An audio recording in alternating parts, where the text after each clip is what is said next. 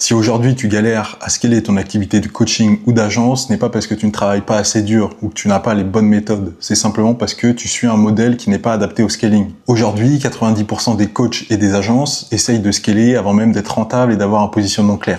Ils dépensent des milliers, des fortunes en ads, ou alors ils vont créer pendant des heures du contenu, ils vont recruter du personnel qui n'est même pas encore adapté à leur structure, et surtout ils ont une offre qui ne leur permet pas de générer suffisamment de bénéfices pour investir dans leur marketing ou dans le développement concret de l'agence en recrutant des A-players. Dans cette vidéo, je vais te présenter exactement le modèle que tu vas devoir suivre, adapter, pour pouvoir intelligemment scaler à la prochaine étape avec ton business de prestation de service. Donc alors pourquoi 90% des coachs et des agences galèrent à scaler? Concrètement, dans un premier temps, la première erreur que vous faites, c'est vous délivrer ou alors vous prospecter. Le problème, c'est que vous êtes dans un cercle qui est totalement vicieux. Parce que vous n'avez pas de clients, vous allez commencer à prospecter. Et une fois que vous allez avoir signé 2-3 clients à 1000 €, vous allez délivrer. Vous n'aurez plus de temps pour prospecter. Et donc, c'est un serpent qui se mange la queue. Soit vous délivrez et vous êtes justement débordé par les événements, soit vous n'avez plus rien à faire, vous n'avez plus d'argent et donc vous recontinuez à prospecter. Et ce problème-là, il peut durer sur des années. C'est justement ce qui m'a fait échouer ma première agence. J'étais arrivé à un point où je travaillais trop. Et donc ce que vous devez faire, c'est automatiser votre acquisition et automatiser votre delivery, en tout cas pour qu'il vous prenne le moins de temps possible dans votre quotidien. Le résultat de tout ça, c'est qu'aujourd'hui, tu es constamment sous pression avec une trésorerie qui est instable, qui part aussi vite qu'elle rentre. Et donc c'est impossible pour toi de scaler au quotidien. Donc ce que tu vas devoir faire, comme je te l'ai dit, ça va être de productiser ton service pour passer le moins de temps à délivrer, mais également que tu automatises ton acquisition client pour avoir un lead flow qui arrive en automatique tous les jours dans ton calendrier. Le deuxième point très problématique que je vois dans la majorité des business de prestation de services, c'est qu'ils veulent déléguer trop vite. Beaucoup se disent, je vais embaucher des closers ou alors des setters, comme ça ils vont faire tout le sale travail à ma place, ils vont prospecter, ils vont vendre pour moi et donc j'aurai plus qu'à délivrer. Ou alors je vais recruter un prestataire pour pas cher qui va délivrer le service à ma place.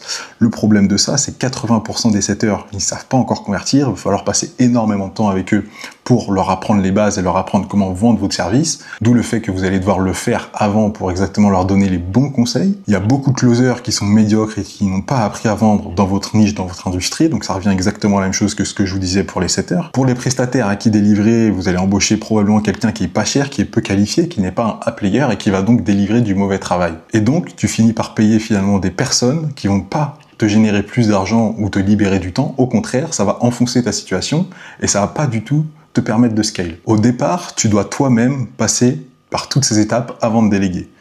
Tu dois définir des standards pour ta vente et pour ton delivery. Tu dois leur apprendre ce qui marche vraiment dans ton marché. Tu dois comprendre comment closer et délivrer tes propres prospects pour après transmettre ce savoir-là à des A-players qui vont vraiment délivrer la même prestation avec la même qualité de service. Si tu délègues sans maîtrise, ton équipe fera pire et tu perdras plus d'argent que tu n'en gagneras. Le troisième point maintenant sur lequel on va passer, c'est que tu essayes d'avoir un tunnel de vente qui va être ultra complexe dès le départ. Pour la plupart d'entre vous, ils ont bien compris que l'acquisition c'était un problème. Et donc ils essayent de mettre un maximum d'efforts sur ce point-là.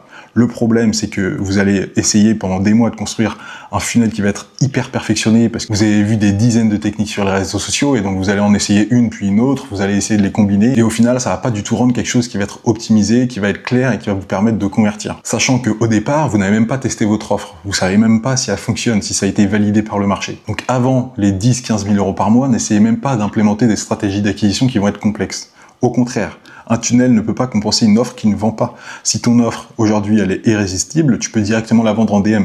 Donc, tu n'as pas besoin d'implémenter des stratégies, des funnels d'acquisition qui vont être ultra complexes. Ce qu'il faut comprendre aujourd'hui, c'est qu'avoir une bonne offre, c'est bien, mais si tu ne sais pas la communiquer et communiquer sa valeur sur le marché, tu ne vas pas avoir de vente. Car le marché, ce qu'il voit, c'est ce que tu vas lui montrer, c'est ce que tu vas communiquer, c'est ce que tu vas faire pour interagir avec des nouveaux prospects. Donc si tu sais pas communiquer, si tu sais pas la transmettre à ton audience, à ton avatar client, tu vas pas du tout faire de vente. Au final, les gens, ils vont pas du tout voir ton offre, parce qu'ils vont simplement voir la manière dont toi, tu vas te présenter en face d'eux. Et ça, c'est très important de le comprendre, parce que aujourd'hui, avoir une offre moyenne, une offre qui est même mauvaise, si la personne, ton concurrent, se positionne bien et sait bien la communiquer sur le marché, il va forcément avoir beaucoup plus de ventes parce que il saura bien la communiquer, il saura bien la transmettre. C'est pour ça qu'aujourd'hui, vous voyez énormément de personnes, énormément de vos concurrents faire de l'argent sur votre marché, simplement parce qu'ils ont un positionnement qui est plus clair que le vôtre. Ils savent comment communiquer leur valeur sur le marché, ils savent comment interagir avec leur persona cible, et donc ils sont simplement plus visibles. Même si leur expertise est moins bonne, même si leur offre est moins bonne, étant donné qu'ils savent parler à leur avatar client, ils gagnent à la fin du compte.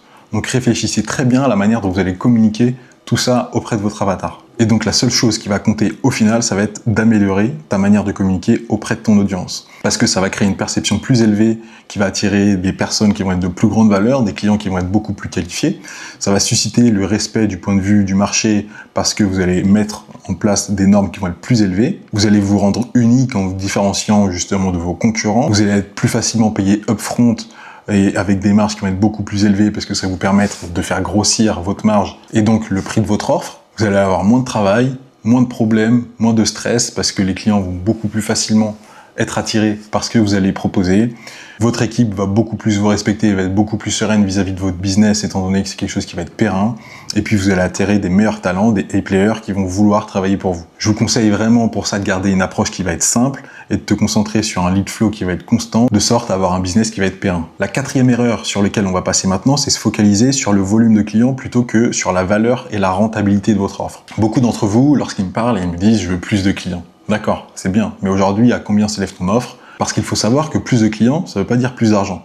Si aujourd'hui vous vendrez des offres qui valent 2000 € et que après le coût des as, des setters, des personnes à qui vous allez déléguer, et ben au final, il reste pas beaucoup de marge. La scalabilité, c'est pas plus de clients. La scalabilité, c'est plus de bénéfices par client divisé par son coût d'acquisition. Aujourd'hui, le business d'agence ou de prestation de services comme le coaching, c'est une croissance qui est linéaire. C'est-à-dire que pour 10 clients, vous allez peut-être avoir besoin de 2 personnes pour délivrer. Nous, ce qu'on veut, c'est augmenter les bénéfices par offre. Et donc pour ça, vous devez vous positionner comme une personne high ticket, un expert de votre sujet, qui maîtrise un framework, une nouvelle opportunité qui va se présenter aux yeux des nouveaux avatars clients comme la référence, comme la personne à contacter. Et le seul moyen de faire ça, c'est de passer à une offre qui va être en done for you ou en done with you, à une offre qui va être hybride. Je vous ai déjà fait une vidéo à ce sujet, donc je vous invite à aller la voir, dans laquelle je présente le nouveau business model qui est le plus intéressant à mettre en place en 2025, où je détaille de A à Z comment vous allez pouvoir créer votre propre offre hybride. Mais concrètement, si je résume rapidement, une offre hybride, c'est passer d'un modèle qui est en done for you ou en done with you à un modèle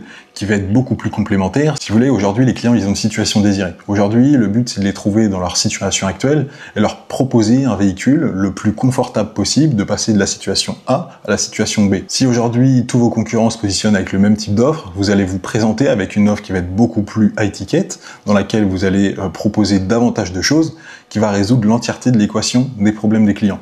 Pour ça, listez tous les problèmes et résolvez-les un par un. Pour chaque problème, implémentez une solution qui va être adaptée. Vous pouvez résoudre ce problème de 3 manières, avec des insights, des process et des talents. Votre offre ne va pas simplement être meilleure, ça va vraiment être une nouvelle opportunité, un nouveau moyen, un nouveau mécanisme qui va leur permettre d'atteindre leurs résultats. Comprenez bien quelque chose, si aujourd'hui vous proposez simplement une prestation de service, comme de la publicité, du CRO, du community management, peu importe, vous résolvez simplement une étape du problème.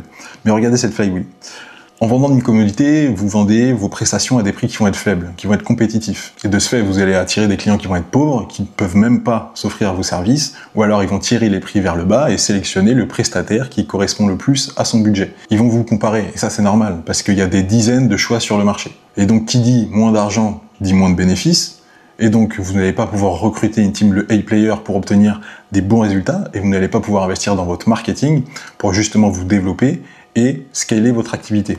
À l'inverse, avec l'offre hybride, vous allez pouvoir vendre à des prix qui sont beaucoup plus élevés, donc vous allez attirer des clients qui vont être beaucoup plus riches, beaucoup plus qualitatifs, des clients qui vont être engagés dans votre offre parce qu'ils vont vouloir atteindre leur objectif, et donc vous allez récolter beaucoup plus d'argent, ce qui va vous permettre de recruter des personnes qualifiées pour délivrer ce service-là, et surtout, vous allez pouvoir investir dans votre back-end, dans la manière de délivrer ces personnes-là, et dans votre marketing pour scaler votre offre. Grâce à ça, vous obtiendrez des meilleurs résultats, des meilleures études de cas, ce qui fera parler de votre service et qui fera de vous un expert dans votre niche. Et donc, en comprenant tout ça, optimisez la rentabilité de votre offre pour pouvoir scaler et aller justement à l'étape supérieure. Et donc, on vient au 5e des derniers problèmes, c'est que vous cherchez à scaler avant même d'avoir une offre qui se vend. Comme je vous l'ai dit avant, le but, ça va être de transitionner, d'arrêter de vendre des offres qui sont des commodités et de passer à une offre hybride qui va être beaucoup plus complète, qui va résoudre l'entièreté de l'équation des problèmes de vos clients. Beaucoup d'entre vous pensent qu'il faut justement dépenser des milliers d'euros en ads, passer des heures à créer du contenu pour être plus visible, recruter des setters pour scaler et se débarrasser du sale boulot. Mais c'est tout l'inverse qu'il faut faire. En fait, tout ça, c'est des outils. Vous n'arrivez pas à avoir une vue qui va être plus macro de votre business. Le problème, c'est que vous partez d'une compétence ou d'une passion pour créer votre business. C'est comme si vous mettiez du carburant dans une voiture qui est sans moteur. Ça va nulle part. Si ton acquisition, elle est pas rentable dès le premier jour, tu fais juste grossir un problème. Je te l'ai mentionné tout à l'heure, ton offre, elle doit attirer à elle seule.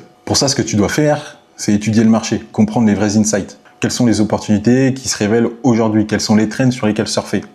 Tu dois identifier les points bloquants, les opportunités et trouver ton mécanisme unique pour te différencier.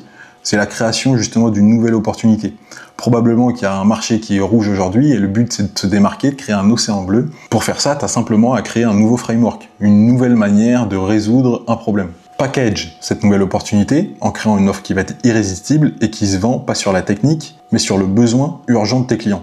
Ton job principal en tant que fondateur aujourd'hui, ça va être de trouver un problème qui n'a pas encore été résolu sur le marché qui est en croissance, avec un framework qui va être unique. Trouve comment le résoudre avec ta propre méthode, avec ton propre framework, et demande-toi comment générer un maximum d'attention vers cette nouvelle offre. C'est pour ça que tout ce que je te disais avant, les ads, les setters, la création de contenu, tout ça c'est des outils pour aller à ton objectif, pour vendre. C'est pas une finalité. Le but que tu as, c'est simplement montrer le problème que tu résous, comment tu le résous, et te demander comment tu peux attirer un maximum d'attention vers cette nouvelle opportunité, ta nouvelle offre. Donc, sois la tête d'affiche de ton business en créant une personal brand, et pas l'inverse. Crée pas une personal brand pour vendre un produit. Aujourd'hui, être influenceur, c'est pas ce qui nous intéresse. On n'a pas envie d'avoir des milliers de likes, des milliers d'abonnés. C'est pas ce qui nous importe. Nous, notre seule métrique, c'est combien d'argent rentre sur ton compte en banque à la fin du mois. Donc, fais en sorte de générer plus de leads, d'être plus visible, donc d'acquérir un lead flow qui va être automatisé pour signer plus de clients. Comme je l'ai dit, génère plus de calls, signe plus de deals. C'est tout ce qui t'importe. Et donc là, tu te demandes probablement comment on résout tous ces problèmes-là. Mais sache que le vrai problème, c'est pas que tu manques de clients ou que tes ads ne fonctionnent pas. Le vrai problème, c'est que tu essaies de scaler sans cash flow et sans des fondations qui sont solides. Pour ça, j'ai créé moi-même une nouvelle méthode, ce que j'ai appelé Scaling Flow, ce qui permet de générer du cash avant d'investir. Parce qu'aujourd'hui, soyons clairs, la majorité des personnes qui vous promettent de scaler à 50-100 000 euros par mois, elles vont vous donner une formation qui va vous apprendre de A à Z comment générer plus de clients et comment mieux les retenir. D'accord, c'est bien. Mais ce qu'ils ne vous apprennent pas, c'est comment générer plus de bénéfices avec une offre qui va vous permettre d'auto-financer votre scaling. C'est-à-dire que moi, avec ma méthode, je vous apprends de A à Z à ce que lorsqu'un client vous paye, il autofinance l'acquisition de votre prochain client. Vous générez tellement de bénéfices que vous allez pouvoir acquérir des A-players dans votre team qui va pouvoir délivrer à votre place. Et vous, avec l'argent qui reste, vous allez pouvoir l'investir en marketing pour acquérir encore plus de nouveaux clients et obtenir des meilleures études de cas qui vont montrer votre expertise. Et si tu fais ça correctement, ton business va financer sa croissance au lieu de cramer du budget. Tu vas optimiser la rentabilité avant de scaler et tu vas passer sur un modèle qui va être autofinancé au lieu d'être sur un modèle qui est fragile et qui te permet simplement d'avoir une courbe de croissance qui est simple, qui n'est pas exponentielle. Les 4 étapes que je mets en place chez Scaling Flow, je restructure les bases, j'optimise l'acquisition et surtout ton offre. Je t'apprends après à générer du cash flow immédiat, donc je t'apprends à faire 10K en 7 à 10 jours. Le but, ça va être de générer un maximum de bénéfices pour réinjecter et investir dans ton scaling. Je t'apprends à construire un flux de leads sans setter, sans ads non rentables, avec des personnes qui vont booker des calls tous les jours dans ton agenda. Et dernière étape, je t'apprends à scaler avec un système qui est autofinancé, qui te permet de réinvestir uniquement avec les bénéfices, comme je te l'ai montré tout à l'heure. Donc c'est une boucle qui va être vertueuse, qui va te permettre de scaler et de toujours aller plus loin, étant donné que tu autofinances ton scaling et tu vas de plus en plus haut. Donc si aujourd'hui tu galères à scaler, tu es débordé, tu fais tout toi-même, tu as trop d'infos, tu ne sais plus par quoi commencer et tu n'arrives pas à générer un flux constant de leads et de nouveaux rendez-vous tous les jours dans ton agenda, ou alors que tu as testé des dizaines de stratégies qui arrivent sur le marché sans même réellement trouver ce qui fonctionne pour toi, alors c'est le moment de reprendre le contrôle, de changer totalement d'approche. Et donc clique juste en dessous de la vidéo, il y aura un lien totalement gratuit pour rejoindre mon school dans lequel je t'apprends tout de A à Z, comment justement restructurer les bases, générer du cash flow immédiat, construire un flux constant de leads et enfin pouvoir scaler ton business de manière autosuffisante, autofinancée. Et autrement, si tu génères déjà plus de 10K par mois, tu peux directement prendre un rendez-vous avec moi. Pareil, il y aura un petit lien juste en dessous de la vidéo. Le but, c'est de faire un point sur ta situation actuelle, que je t'explique de A à Z comment tu vas pouvoir passer à l'étape supérieure et surtout, on verra ensemble si on peut collaborer. Donc, je t'en dis pas plus, on se retrouve tout de suite de l'autre côté. Passe une bonne journée, à bientôt.